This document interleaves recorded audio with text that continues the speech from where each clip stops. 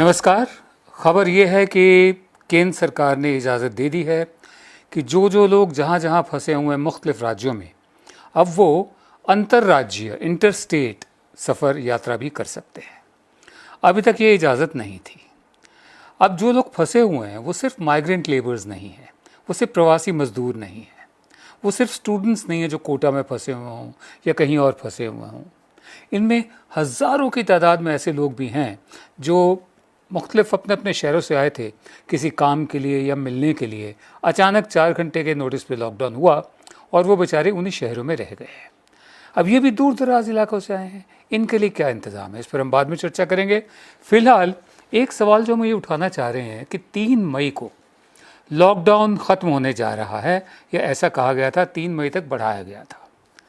क्या हम लॉकडाउन बढ़ाने जा रहे हैं फिर, और बिना किसी एग्ज़िट प्लान के? अभी तक कोई संकेत हमें नहीं मिला कि कोई केंद्र सरकार ने एग्जिट प्लान बनाया हो लॉकडाउन से निकलने का, बल्कि केंद्र सरकार राज्यों पर छोड़ रही है अब कि आप अपने अपने प्लान बनाइए, सलाह दीजिए कि एग्जिट प्लान क्या होगा। यानी राज्य जो अपनी लड़ाई खुद लड़ रहे थे, अब ये जिम्मा भी राज्यों को दिया जा रहा है और राज्य कर रहे हैं। ममता बनर्जी ने अपना प्लान जारी कर दिया है। पंजाब के मुख्यमंत्री ने 2 हफ्ते लॉकडाउन बढ़ाने का ऐलान किया है, लेकिन 4 घंटे कर्फ्यू हटाने की ढील भी दी है। इसी तरह कर्नाटका में ढील दी जा रही है बहुत सारे ज़िलों में। तो ले दे के जो सत्ता है वो केंद्र के हाथ से फिसलती जा रही, जो कंट्रोल है, और राज्य अपना अपना फैसला खुद कर रहे हैं। क्यों?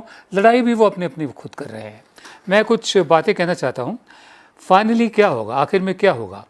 क्या ऐसा होगा कि मतलब जो भी फैसले होंगे वो मुख्यमंत्रियों के ज़िम्मे मर दिए जाएंगे कि जो भी फैसला है मुख्यमंत्री करें, या केंद्र कोई अपनी तरफ से भी पहल करके दिखाएगा?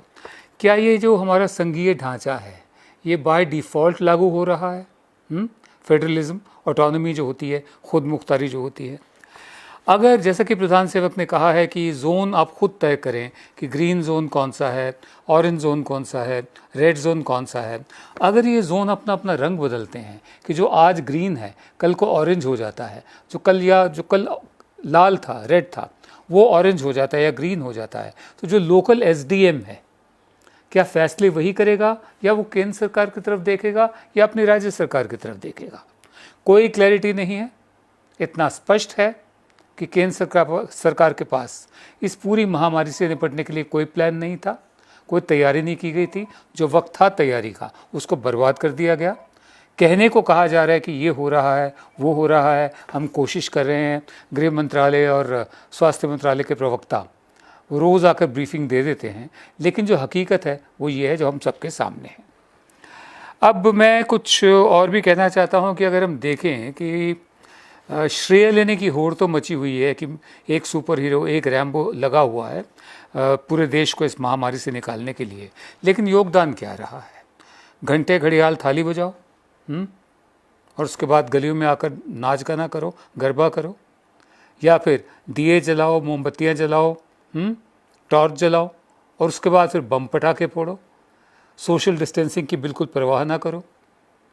दूसरी तरफ जो राज्य सरकारें हैं वो जितने भी उनके पास सीमित संसाधन हैं, क्योंकि केंद्र की तरफ से रिलीफ पैकेज कोई नहीं आया है, उसी से वो काम चला रहे हैं।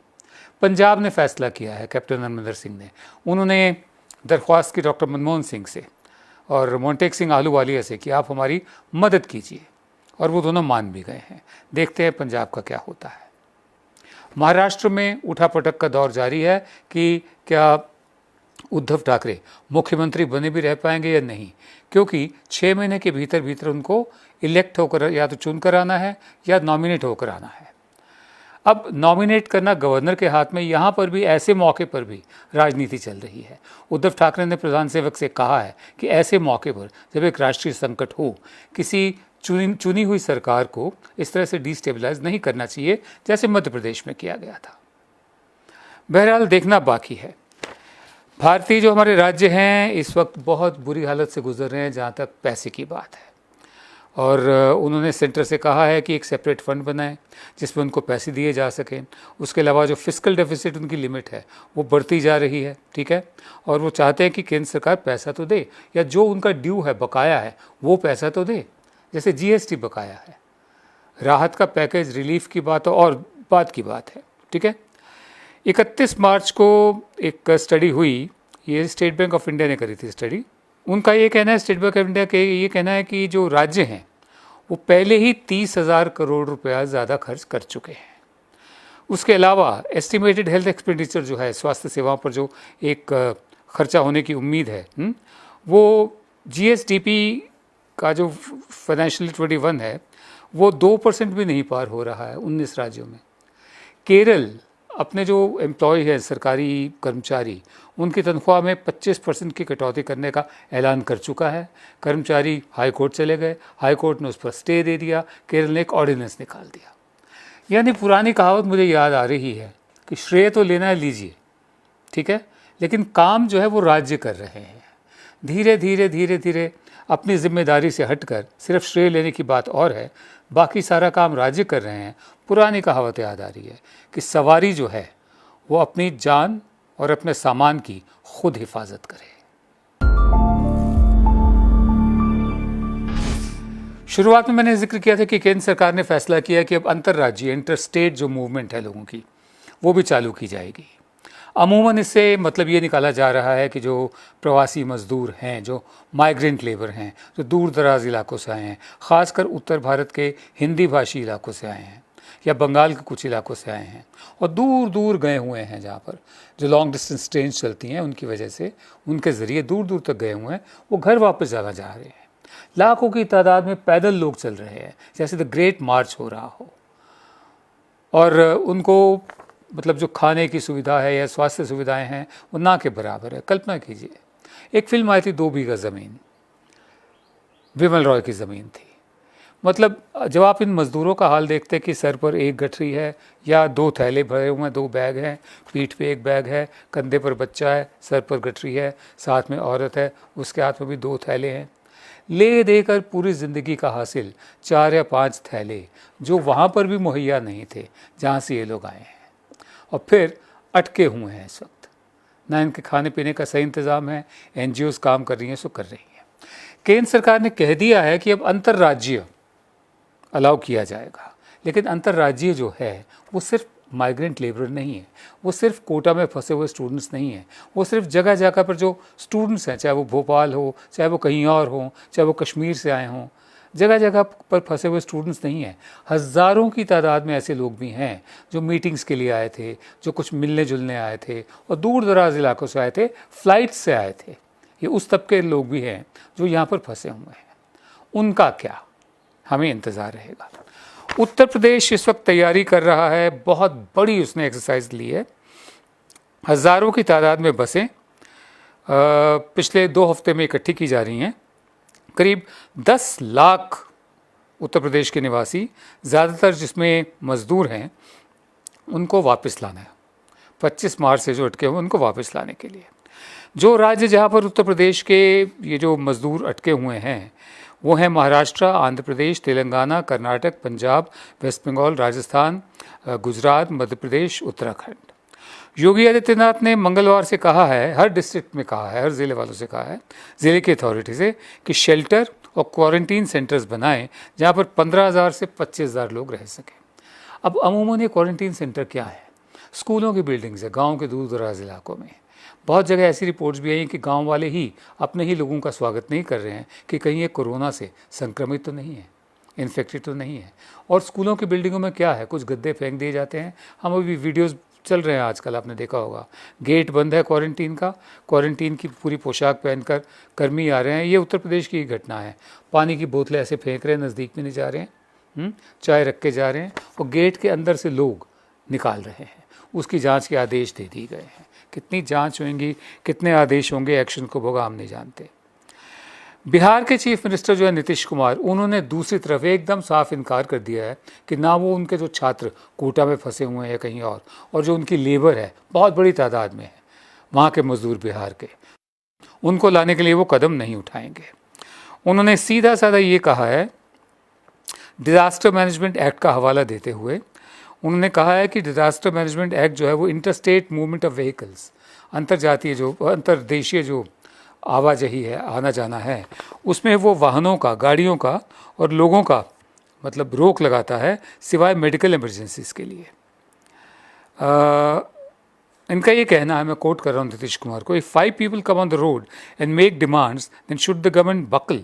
Is this the way government run? अगर 5 लोग सड़क पर आ जाते हैं और मांग करते हैं तो क्या सरकार को झुक जाना चाहिए? क्या सरकारें ऐसी चलती हैं? इनका ये कहना है कि सीधा साधा पहले जो लॉकडाउन के रूल्स हैं सरकार उसको स्पष्ट करे। नीतीश कुमार और बीजेपी मिलकर सरकार चला रहे हैं बिहार में।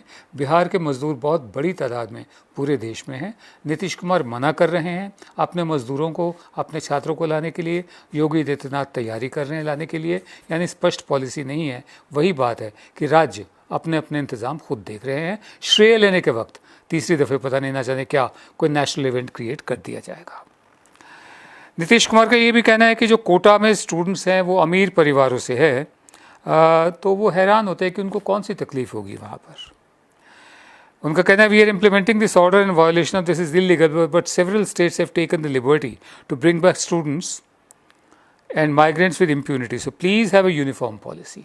बहुत सारे राज्य अपने लोगों को वापस ला रहे हैं, छात्रों को वापस ला रहे हैं, हम नहीं ला रहे हैं। हमें भी करना पड़ेगा अगर ऐसा हुआ तो, लेकिन प्लीज़ हमें बताइए कि नीति क्या है, एक ऐसी पॉलिसी क्या है जो पूरे देश पर लागू होते हो।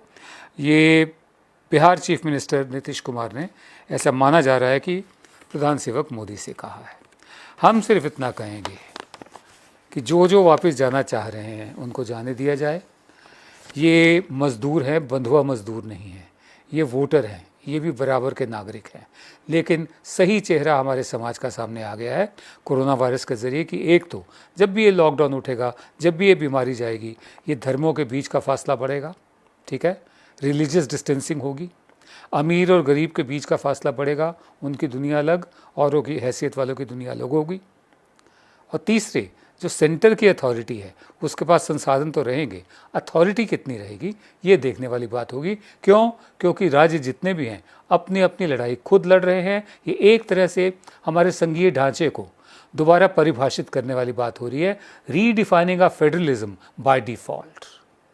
हम उम्मीद करते हैं कि अगर अंतर्राज्यीय इंटरस्टेट ट्रैवल खोल दिया गया है तो एक हफ्ते के लिए फ़्लाइट्स भी खोल दी जाए, ताकि जो दूर दराज इलाकों से आए हैं, जो अफोर्ड कर सकते हैं, वो वापस अपने अपने घरों को जा सकें।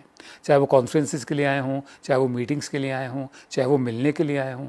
अब जिसको दिल्ली से चेन्नई जाना है, या चेन्नई से कलकत्ता जाना है, या कलकत्ता से बेंगलोर जाना है, या दिल्ली से बॉम्बे जाना है, तो वो सिर्फ सड़क के रास्ते तो नहीं जा सकता ना। ऐसे हज़ारों लोग फंसे हुए हैं। हरदीप पुरी हमारे सिविल एविएशन मिनिस्टर हैं, मैं उम्मीद करता हूँ कि वो उस तरफ ध्यान देंगे। आखिर में एक श्रद्धांजलि साहिबजादे इरफान अली ख़ान को।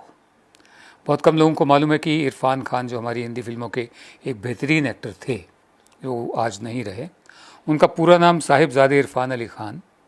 उनकी स्वर्गीय माँ, जिनका भी देहांत हुआ कुछ दिन पहले 95 साल की उम्र में, वो नवाब टोंक के घराने से ताल्लुक़ रखती थी, रॉयल फैमिली थी वो। टोंक जयपुर के नज़दीक है, राजस्थान में है। उनके पिताजी बहुत बड़े ज़मींदार थे, टायरों का बिज़नेस था। बहरहाल इरफान दिल्ली में आए, NSD में पढ़े। मैं कभी उनसे मिला नहीं था, लेकिन मेरी बेटी ने उनके साथ काम किया था हिंदी मीडियम नाम की फ़िल्म में। जिस तरह की एक्टिंग वो किया करते थे, उनका अपना ही अंदाज़ था। अब दुनिया चलती रहती है, कल परसों तरसों आते आते लोग इरफान खान को भूल जाएंगे, लेकिन इतना तय है कि जैसे हम रोज़ स्मिता पाटिल को याद करके ठंडी सांस नहीं भरते या दुखी नहीं होते, जब भी जिक्र आता है एक दिल में छोटा सा एक कसक सी होती है कि काश वो ज़िंदा रहती तो हम उनका और भी बेहतरीन काम देख पाते। इरफान खान पर यही बात लागू होगी। ये मेरे एक दोस्त का कहना है कि जब भी हम, ऐसा नहीं कि हम याद करते रहेंगे रोज़ रोज़, ज़िंदगी चलती जाती है, लेकिन जब भी जिक्र आएगा तो दिल में ये बात और आएगी ज़रूर कि काश इरफान खान और ज़िंदा रहते, उनका और बेहतरीन काम हमें देखने को मिलता। उनको हमारी श्रद्धांजलि। नमस्कार।